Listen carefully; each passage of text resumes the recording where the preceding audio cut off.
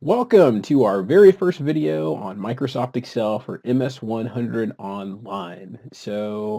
I wanted to jump right in just to give you a quick introduction into navigating Excel, understanding some of the lingo that we will use in the class, some of those cool tech terms that make you really sound like you know what's going on interviews, and will really help you if you decide to move forward in this class and take a Microsoft Office certification exam.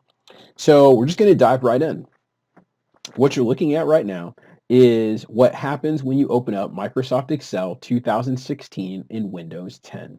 So when Excel opens up, what you'll get is this gallery of options. Okay, so when it opens up to a gallery. The gallery gives you recent activity, and it gives you the ability to choose one of many online templates that Excel has available for you. For us in this class, we really won't use many online templates. So if we're not opening an existing document, we'll start a new blank worksheet, and you do that by simply clicking blank worksheet, and there you have it. So welcome to Excel. So there's a lot of things in Excel that if you've never used a spreadsheet program before might be a little confusing. So what I like to do is give you a little bit of a walkthrough of the interface, give you a lay of the land, and then give you some landmarks in case you get lost. Now, why do I say that? Well, think about anyone that's driving a car.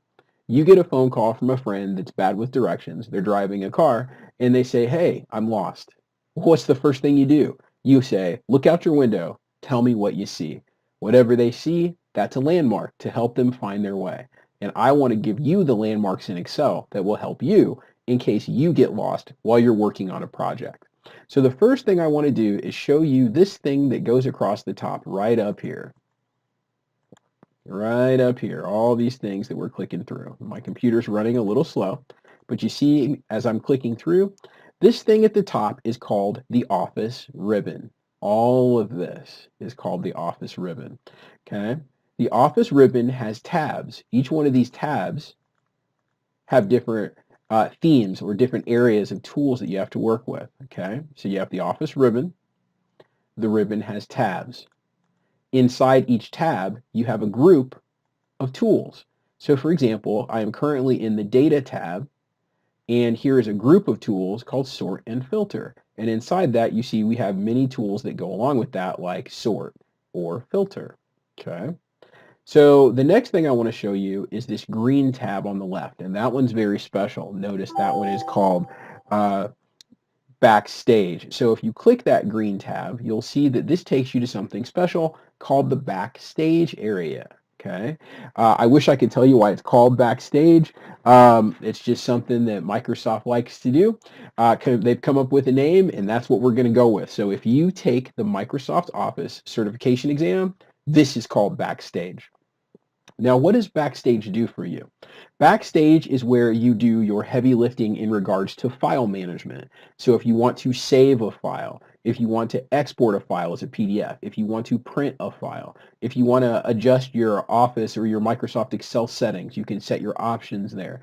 So all of that happens in the Backstage area of the ribbon. Okay. Now, once you get that all set, you want to start working on your document. You're going to go ahead and click, and you're back inside Excel. Okay.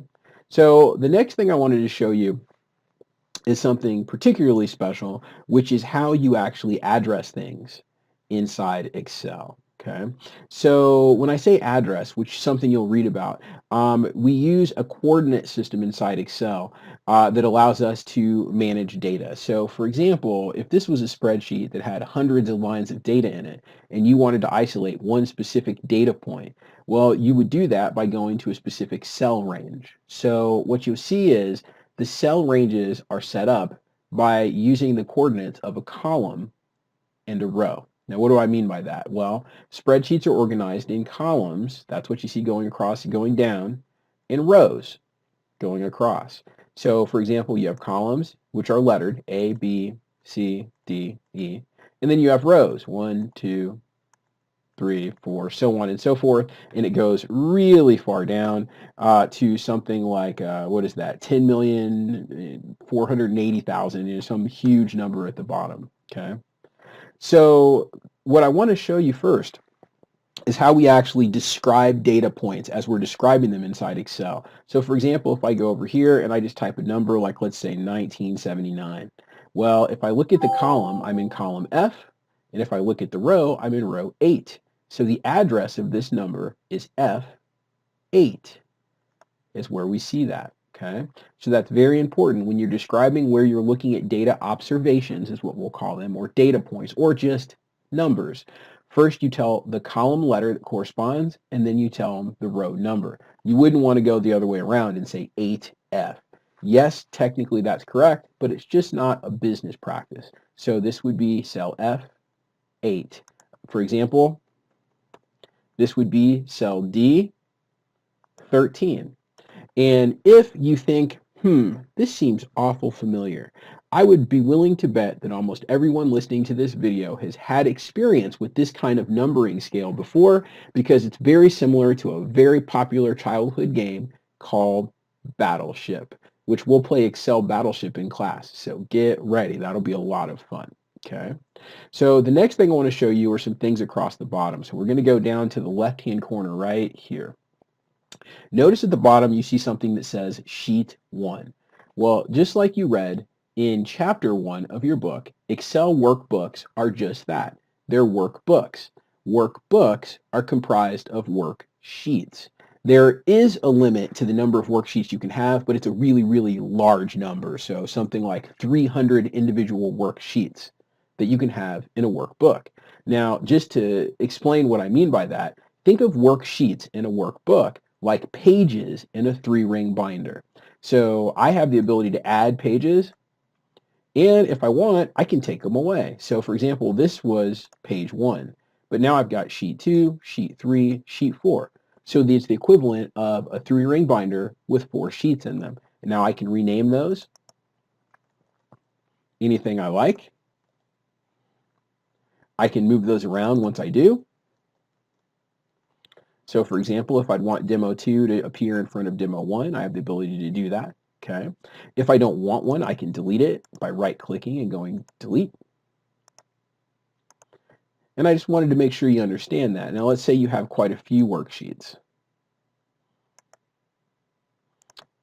Quite a few. Let's add quite a few here. It can take a lot.